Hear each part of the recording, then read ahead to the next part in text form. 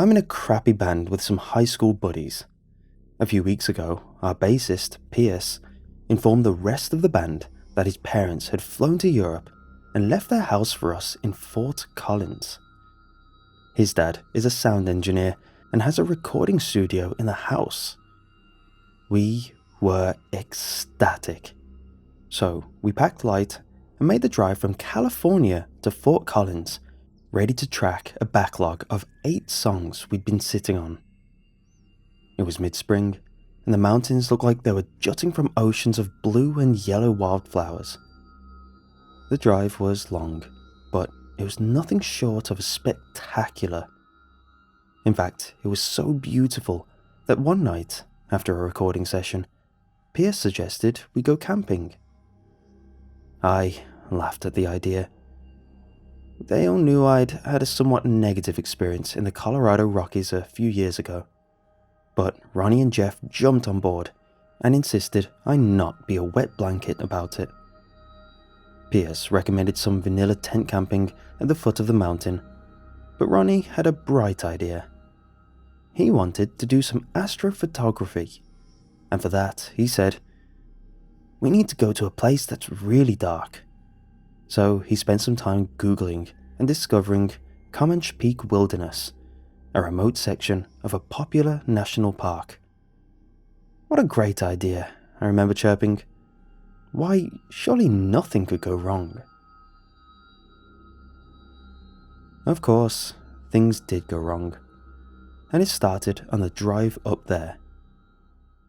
People always forget that evening begins at around 3 p.m. in the deep woods.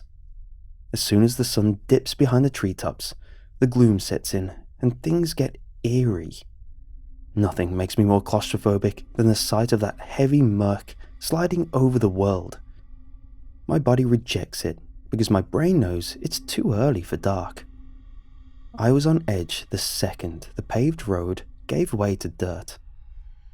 The other thing people forget is how loud the woods are at times, and how silent they can become at others. The contrast between them can make your head spin. One moment it's a symphony of owls and crickets and toads. Then a branch will snap or thunder will crack, and suddenly you're wondering if you've gone deaf. And then, of course, if you think about it too much, you realize just how full the darkness is, with all those watchful eyes. We went in as deep as we could. We ditched Pierce's truck on the side of some forgotten road and hiked about a half-mile into the trees. There was no trail. We followed the GPS to a tiny lake nestled somewhere uphill, where Ronnie could set up his camera and get a clear view of the sky. We hadn't crossed a solitary soul after entering the preserve a few hours prior, and I felt apprehensive about the fact that no one knew where we were. By dusk, we'd set up the 2 tents Pierce had borrowed from his parents. We made a small bonfire pit between them and strung all our food up in the trees, like he was supposed to do. Ronnie set up his camera along the shore, and then we waited for nightfall. My anxiety worsened as darkness ate away at the sky. The guys didn't notice. They drank and smoked and carried on, and right when the world went black, leaves began to crunch in the distance behind our tents. A girl emerged from the tree line and stopped at the edge of our little clearing. The girl was probably 8 years old and wore a white dressing gown, like she'd just woken up. She had platinum blonde, almost white hair, and skin so pale she looked like a ghost in the firelight. She wasn't carrying a flashlight or anything. She'd been walking in pitch black woods. She squinted at our fire as if it annoyed her and let out a few wet coughs. We all just stared at each other in confusion while she studied us. There were no roads or trails in the area. This was not a campground. Her presence made no sense. Jeff eventually called out to her, asking if she was okay, and she replied, "My mom's sick. Can you guys come help us?" Where is she?" Jeff asked. The girl just pointed into the forest. The trees and shadows and mist clustered together to form a great big wall of nope. I gave Jeff a subtle, hell no headshake. I might be a coward, but I'm not about to get disappeared by some malevolent wood pixie. Ronnie stood up and asked the girl if they were camping or if they had a house or what. The girl just said, "She's really sick. Just follow me." She started coughing again. At this point, all four of us could sense that something was wrong. Pierce, probably the cleverest of us, invited the girl to come warm up by the fire and explain what was going on. I think he knew she'd decline. The girl just turned and walked back into the woods, coughing as she went. Before she vanished, she turned around and said something, but we couldn't be certain of what. I heard, "So you'll be a liar," but Ronnie heard, "Soon you'll meet the liar." We built the fire up a lot more, mostly to keep a good perimeter against the darkness. All of us were creeped out, but after a few hours, the guys had mostly forgotten about the girl. They laughed and told stories about drunken escapades. At some point, Jeff and I went to the tree line to take a whiz. I walked about 10 steps into the woods and blasted the darkness with my flashlight, Jeff following closely behind. I wanted to see if there was a clearing on the other side, or a footpath the girl might have followed.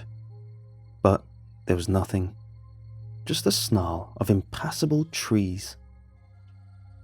We heard Ronnie shouting something, so we jogged back to the fire and saw him examining the southern edge of the clearing.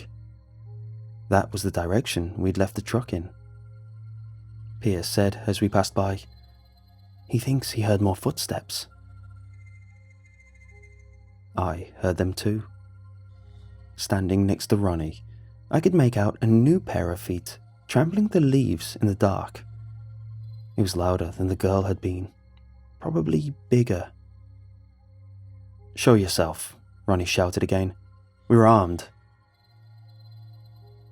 To my surprise, a woman answered him. She laughed and said, "Don't shoot, just a hiker." We moved back and watched her step into the clearing. She was probably in her late 30s and wore a raggedy hat and an old, beat-up pack. I remember hearing Pierce grumble something like, "Real private spot you found here, Ronnie," and I agreed. How the hell were all these people bumping into us way out here? The woman introduced herself as Sarah and apologized for scaring us. Ronnie demanded to know what she was doing out here, and she explained that she'd done the full-day loop around the mountain, but got lost for a while. She claimed to have found her bearings and now knew where she was going.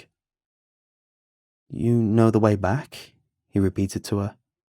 "Yep." "In the dark, without a flashlight?" "Uh-huh, I know this area pretty well." Ronnie wasn't buying a word of it. He turned back to the rest of us and said, "We're getting cased, you guys. We're about to get robbed soon as we fall asleep. Campers get killed by thieves and meth heads all the time." "Well, thanks for bringing us out here, dingus," Jeff said. Sarah laughed again.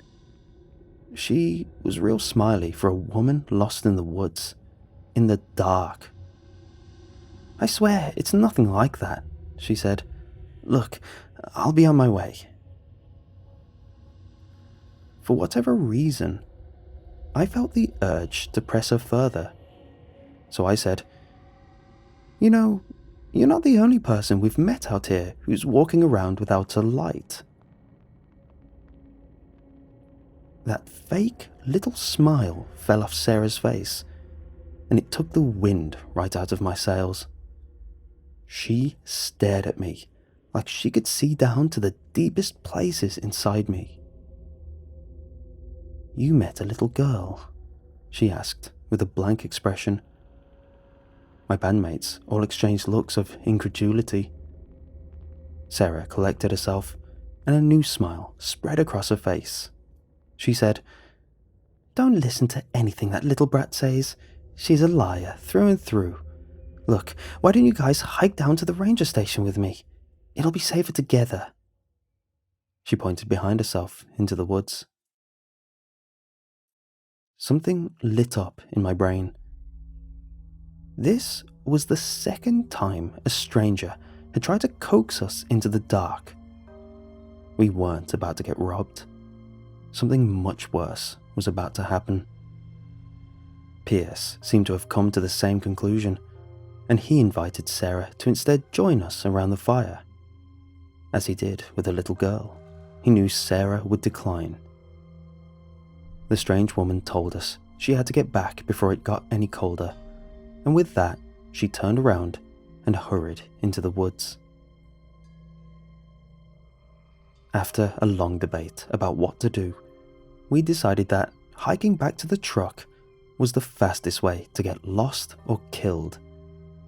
We hadn't used the trail, and our phone batteries were low.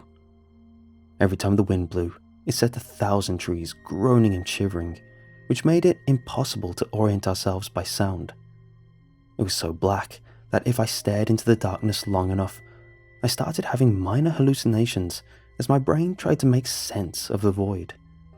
So, we kept the fire blazing and agreed to sleep in two-person shifts. Since Pierce and I were the soberest of the bunch, we agreed to stay up first. But only an hour into our watch, we started hearing the coughs and sputters of a little girl in the distance. I followed Pierce to the lake's edge, which lay about 30 yards from our camp. There, we heard an eerie voice wafting on the breeze. I saw the silhouette of a person milling about near the water a few 100 feet away, and realized it was the girl. She was wandering around in the dark, singing. We booked it back to the fire and woke up Jeff and Ronnie, alerting them to the girl's presence. But as we discussed what to do, another voice erupted from nearby and began singing as well.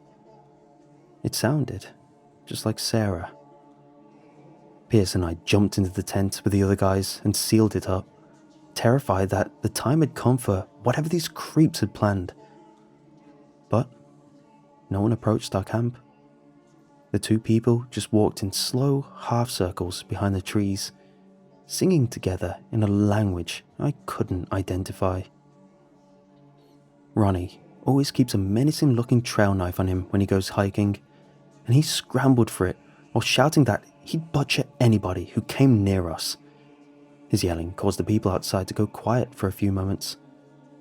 I pulled out my phone to record some of the voices, but my hands were shaking so hard I could barely operate it. I caught a bit of the girl, but then something even weirder happened. None of us were certain of how many people were in those woods, but we heard a third voice at that moment. It was deeper and guttural, like the sound of some night predator stalking around in a jungle. I'm not certain the noise was made by a person. Ronnie and Jeff believe the sound is coming from the girl, who has a coughing fit and then begins channeling some demonic voice. Pierce and I think it's a third person or an animal that was with them, waiting for us to leave the safety of the bonfire. After the commotion, the activity in the woods died down for a while. The guys and I remained inside the tent, terrified, only leaving its shelter to throw more wood on the fire about once an hour. None of us slept, and for the rest of the night, we occasionally heard distant singing, laughing, coughing, and the occasional whisper. Sometimes the girl would say, "Can you help us?" in the exact same tone as if a voice had been recorded and replayed over and over. We also heard someone, probably Sarah, climbing a nearby tree and shouting things like, "I see you boys," and "Let's go together, it's safe now." And that was it. By dawn, we were exhausted from terror and half frozen in the tent. The noises stopped, and the people, if there were people at all, had long abandoned their efforts to lure us into the dark. We packed up and hiked back to the truck, which had thankfully not been ransacked. As far as I'm concerned, the next time I go camping, it'll be in a treeless desert in Arizona.